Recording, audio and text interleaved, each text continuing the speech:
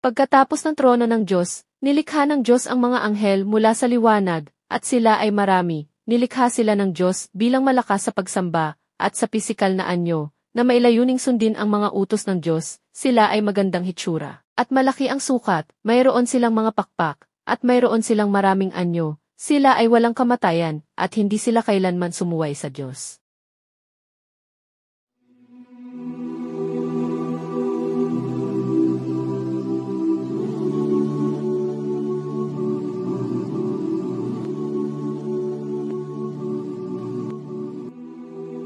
Sa ikapitong langit, mayroong Kisidratul Muntaha, isang puno malapit sa paraiso na tirahan. Ang puno ay nagmamarka sa sukdulan na hangganan sa ikapitong langit, na hindi madadaanan ni numan, kahit mga anghel.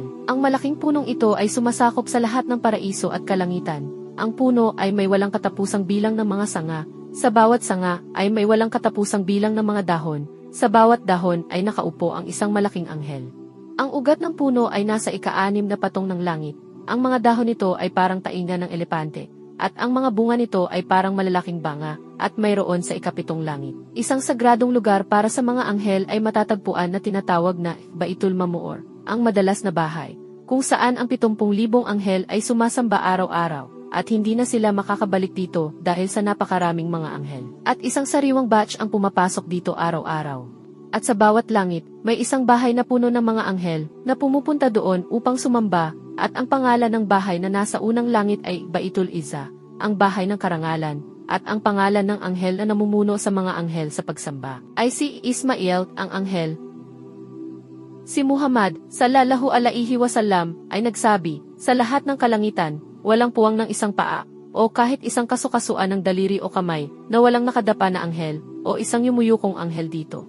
Pag dumating ang araw ng muling pagkabuhay, sasabihin pa rin nila, hindi ka sana namin sinamba, gaya ng nararapat sa iyo na sambahin, kung hindi namin ginawa iyon nang hindi nag-aanib sa iyo ng mga kasosyo, kapag sila ay sumasamba. Ginagawa nilang kumpleto ang hanay at nananatiling malapit sa isa't isa, at punan ang mga puwang sa hilera, at ganyan ang propeta Muhammad, sallallahu alaihi wasallam, ay nag-utos sa amin na sumamba.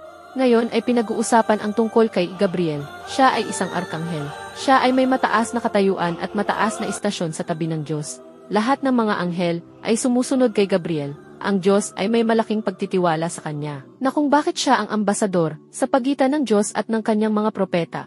Bumababa sa kanila na may mga paghahayag. Siya ay may 600 pakpak, at ang distansya sa pagitan ng bawat pakpak ay tulad ng ang distansya sa pagitan ng silangan at kanluran, na puno ng bawat pakpak ang abot tanaw. Michael. Si Michael ay isa ring arkanghel. Sino ang may pananagutan sa pag-ulan at mga halaman, mayroon siyang mga katulong na gumagawa ng iniutos niya sa kanila. Sa utos ng Diyos, ibinabahagi nila ang mga hangin at mga ulap, ayon sa kalooban ng Diyos, ang makapangyarihan.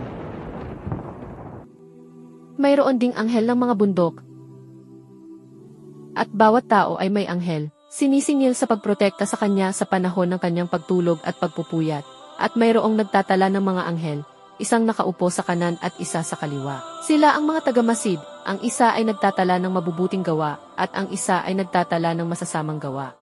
Tungkol naman sa anghel ng kamatayan, ang kanyang pangalan ay hindi ginawang malinaw sa Quran, o sa mga tunay na kasabihan ng propeta Muhammad, sallallahu alaihi wasallam, ang anghel ng kamatayan. Sino ang nakatalaga sa iyo? Kukunin ang inyong mga kaluluwa, kung magkagayo idadalhin ka sa iyong Diyos, mayroon din siyang mga katulong na kumukuha ng kaluluwa mula sa katawan, hanggang sa umabot sa lalamunan, kung saan kinuha ito ng anghel ng kamatayan sa kanyang kamay.